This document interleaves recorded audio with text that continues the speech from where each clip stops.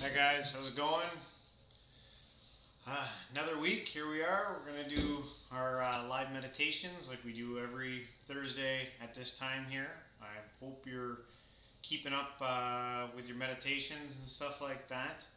Um, I was contemplating about talking about how you sit and stuff like that. Um, and I kind of got pulled off of that as I was experiencing, stuff throughout my week that I thought would be good to talk about tonight. Um, and that's the subtle growth aspects of meditation. Uh, we live in a society and a culture that is constantly looking for instant gratification, instant stimulus, and meditation is not that.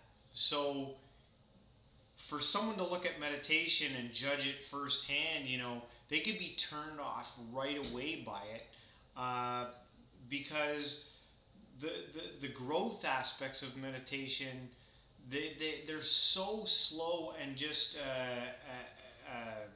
the things that you gain from it, they come over such a long period of time that you can easily look at it and be like, why would I put myself through that? Why would I sit for, you know, 5, 10, 20 minutes a day, God forbid an hour?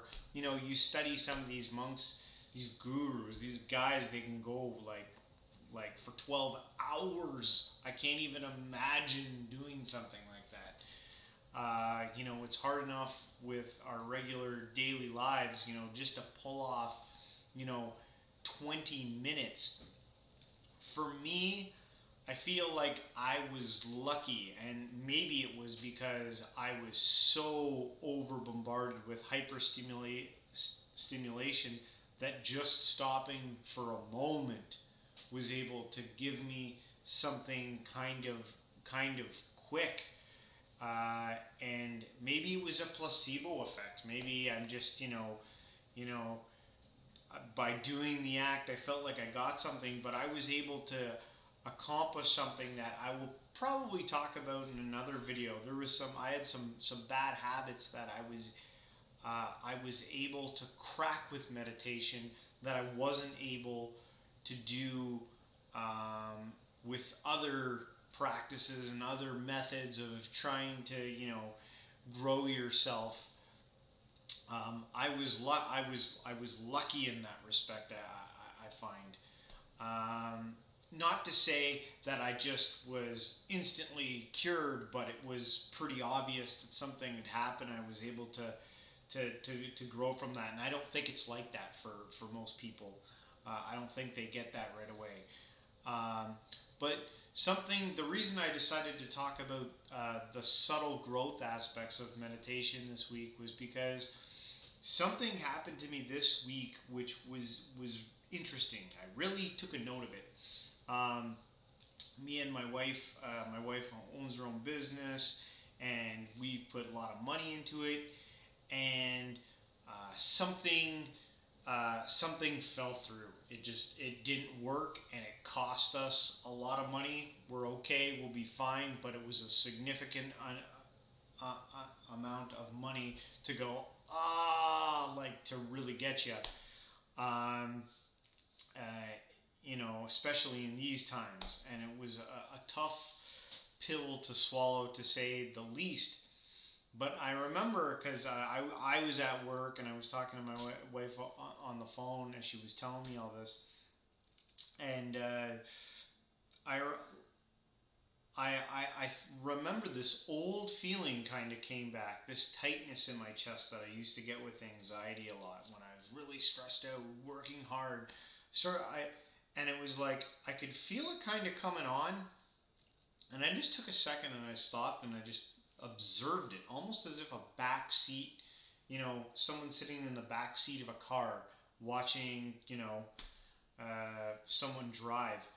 And I just kind of like took a back seat and just noticed the situation as it was happening, the present thing and everything that was happening, and and all the worry thoughts that come in when something bad like that happens. I was just observing it, and it it gave me it gave me a sense of calm in the time, even though I emotionally could feel it. It wasn't a good feeling, but at the same time, it wasn't as bad as it probably normally would have been. You know, I was able to handle it a bit better. And it was just subtle, and I can remember noticing it and thinking back on past times when you get awful information and you're just like, and how it hits you and the feelings that you get and stuff like that. And I really started it really started to make me think about the future and the possibility of where something like this might be able to take you, given enough time, enough practice, you know, which has made me think more about, like, extending my meditation times, which I have. Like, I challenge new people, to try and do 20.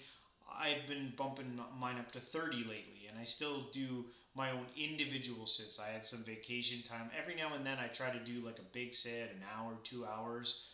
But every day, at least 20 minutes a day, I try to get in. Um, but back to what I was saying, I, I, I, I became very aware that there had been some subtle growth there. And it's funny because I've been doing this for 2 years, and I just started to feel that, like, it's starting to come now. Like, there's something there, and it gave me hope for the future.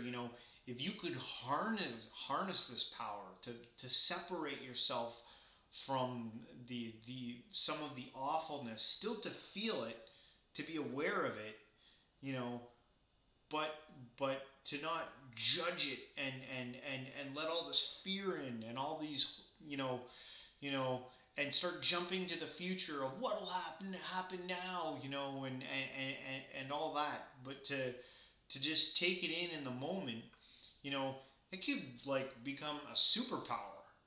Like, if you could, like, really take power and control of your emotions in these awful situations.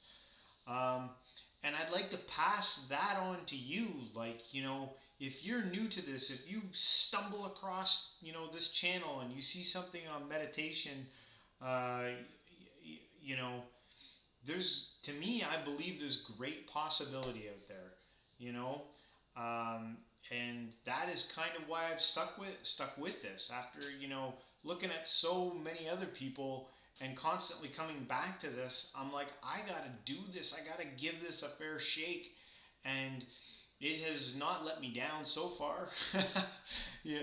So, hopefully, that can inspire you to push, because there's times when I do this. So you can go on stretches, like a month, and you're like, why am I doing this? Why am I doing this again? And then you'll remember down the, something you overcome in your past, or you'll be hit by an event in your life, and you'll remember that's why I'm doing what I'm doing. And you know you can take that for what it's worth.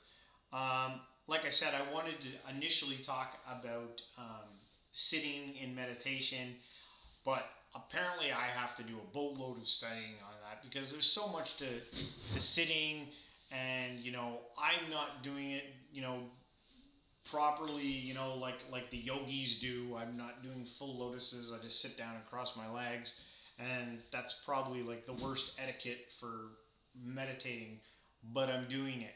When I first started learning meditation, the people that I was learning from, these were just very practical, people. They weren't, guys with, like super hippy dippy guys, or like part of Zen or Buddhist monasteries or anything like that. They're just practical people who, sit down in chairs on their sofa, just in like an upright position with their hands and their back straight, you know, and they would constantly say, don't get caught up in all the other stuff in meditation. You know, you can do that later, you can learn that stuff.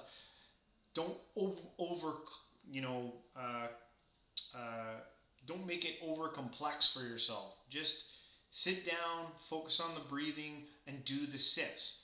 The rest you can, you can grow with later. And so I've been looking into sitting and stuff like that because I do think there's definitely something there to like having your spine properly aligned. You know, I'd like to do that, but I am wildly unflexible. I'm because of the work that I've done over the last 20 years. I am so ridiculously inflexible.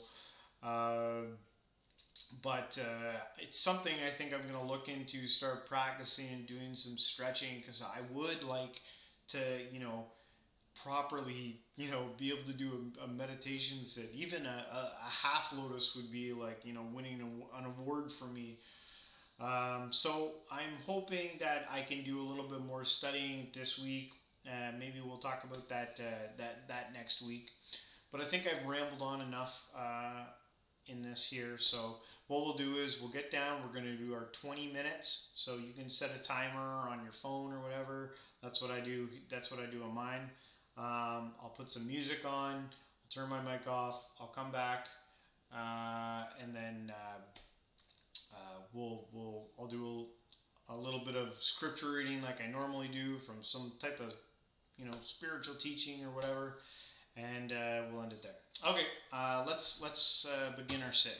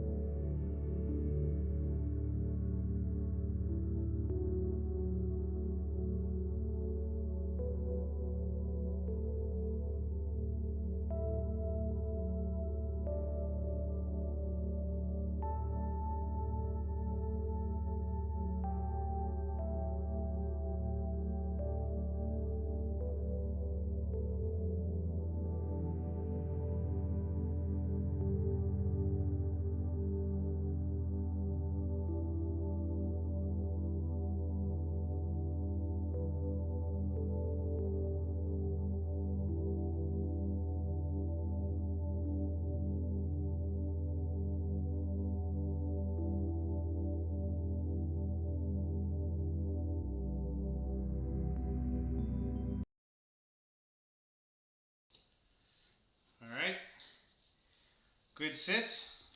Hope it went well for you. Keep working on it. After these sits, I always like to find some spiritual teaching that I can share with you.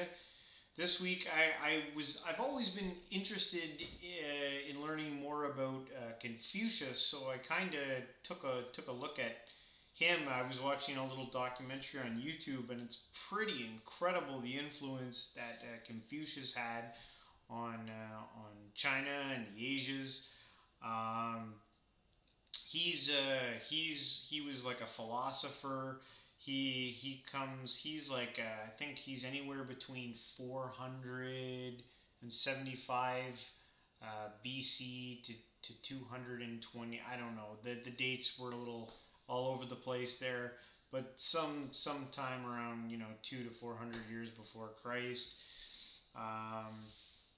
And his disciples, they wrote down what he had to say in something called the Analects.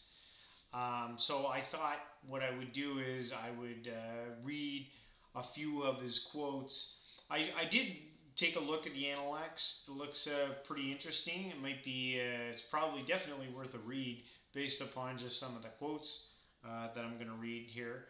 And you'll probably notice some similar comparisons with Jesus and some of his sayings for you Westerners. So I thought I got these quotes here. I'm just gonna read through a bunch of them because they're good quotes. They're like something you could put on on your wall. So let me read through some of these quotes. I'll start with this first one and just go through them. The man who says he can and the man who says he can't are both correct. I slept and dreamt life is beautiful. I woke and found life is duty.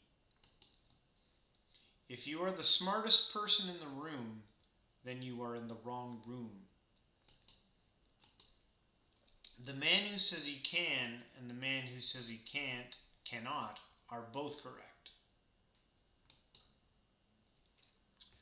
When it is obvious that the goals cannot be reached, don't adjust the goals, adjust the action steps.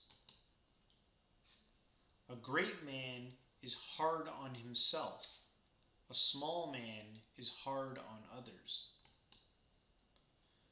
The parent's age must be remembered, both for joy and anxiety. Your life